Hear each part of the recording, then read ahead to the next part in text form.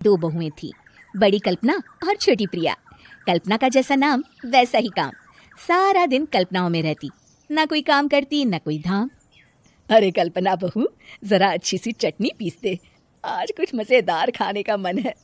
पेट में जलन हो जाएगी माँ जी बुढ़ापे में, और वैसे भी मेरा काम करने का वक्त शाम का है, अब प्रिया को ही बोल दो। इतना कहकर कल्पना वहां से चली जाती है। कांता कल्पना के ऐसे रवैये से काफी परेशान रहती हैं। मैं बना देती हूँ माँ चटनी, ऐसा बोलकर प्रिया माँ को चटनी बनाकर प्लेट में खाने को देती है कि तभी वहाँ कल्पना आ जाती है। अरे वाह चटनी, जरा चख कर तो देखूं, बड़े दिन हो गए। अरे नहीं बहू, तू तो रहने ही दे चटनी खाना, पेट में जलन हो जाएगी। इतना कहकर कांता और प्रिया दोनों हंसने लगते हैं।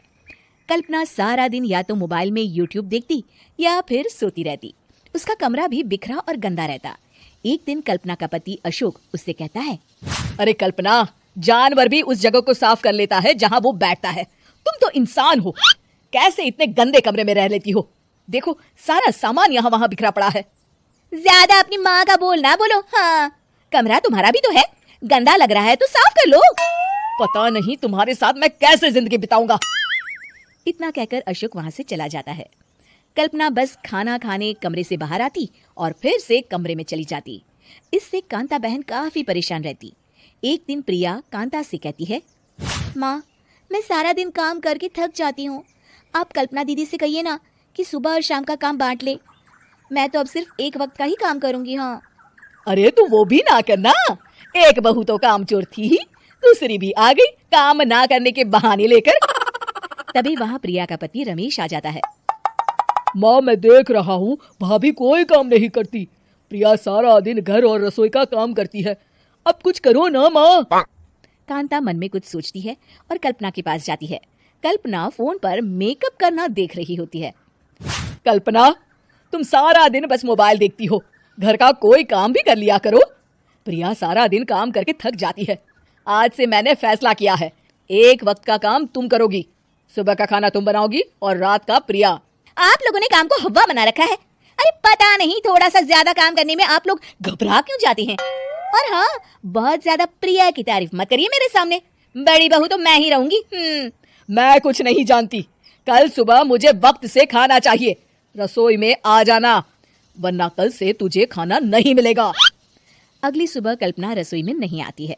वो देर से सोकर उठती है और बाहर आकर कहती है, अरे भूख लगी है, आज खाने में क्या है? इतनी देर हो गई, आज किसी ने मुझे उठाया भी नहीं, पता नहीं कहाँ है सब। कल्पना को घर में कोई नहीं दिखता। वो रसोई की तरफ जाती है जहाँ बड़ा सा ताला लगा होता है। अरे रसोई में ताला! ओ, मैं तो भूल ही गई थी। माँ ने आज से सुबह का खाना मुझे बनाने को कहा था। हे भगवान, इतने लोगों का खाना बनाना क्या आसान है? तभी घर के सारे सदस्य बाहर से वापस आते हैं। वाह माँ जी, मजा आ गया छोले भटूरे खाकर। मेरे मुंह में तो अभी भी स्वाद आ रहा है।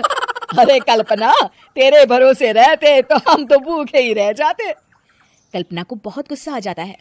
अब बहुत हो गया, आज से मैं अपनी रसोई अलग कर रही हूँ, मैं अपना खाना खुद बना लिया करूंगी। कल्पना अपनी रसोई अलग कर लेती है, पर आए दिन उसका देर से उठना और काम न करने की आदत से वो भूखी ही रह जाती थी। उसी के सामने घर के लोग अच्छे अच्छे पकवान खाते और कामचोर कल्पना को जैसे तैसे ही खाना बनाकर खाना पड़ता। पर एक दिन तो हद ही हो गई। माँ, दीदी आज सुबह से कमरे से बाहर नहीं निकली, हमें जाकर देखना चाहिए। सो रही होगी कामचोर कहीं की, पर तुम कहती हो तो चलो देख लेते हैं उसे। कल्पना कमरे में पेट पकड़कर बैठी होती है। हाय मेरा दर्द, पेट दर्द के मारे मर रही हूँ मैं।